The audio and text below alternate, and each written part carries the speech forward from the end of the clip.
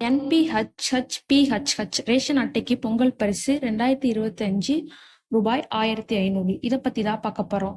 இதை பத்தின முழு விவரங்களை நீங்க தெரிஞ்சுக்கணும் அப்படின்னா நம்ம வீடியோவை ஸ்கிப் பண்ணாம பாருங்க. நீங்க இப்பதான் ஃபர்ஸ்ட் டைம் நம்ம சேனலை பாக்குறீங்க அப்படின்னா சப்ஸ்கிரைப் பண்ணிக்கோங்க, பக்கத்துல இருக்க பெல் ஐக்கான கிளிக் பண்ணிக்கோங்க. வாங்க இப்ப நம்ம வீடியோக்குள்ள போகலாம். தமிழகத்தில் பொங்கல் பரிசுடன் சேர்த்து ரொக்கத்தொகை வழங்கப்பட உள்ளது. பரவலாக தகவல் வெளியாகியுள்ளது. மேலும் கடந்த முறை ஆவினை வழங்கப்பட்டது போன்று இந்த முறையும் ஒரு சிக்கல் எழுந்துள்ளது. அது என்னவென்றால், தமிழகத்தில் பொங்கல் பண்டிகையை முன்னிட்டு அனைத்து ரேஷன் அட்டைதாரருக்கும் ரேஷன் கடைகளில் பொங்கல் பரிசு தொகுப்பு ஆண்டுதோறும் வழங்கப்பட்டு வருகிறது. பொங்கல் பரிசாக 21 பொருட்கள் வழங்கப்பட்டு வருகிறது. இந்த முறை ரொக்க பரிசாக 1500 ரூபாய், அத்துடன் 1 கிலோ பச்சரிசி, 1 கிலோ சீனி.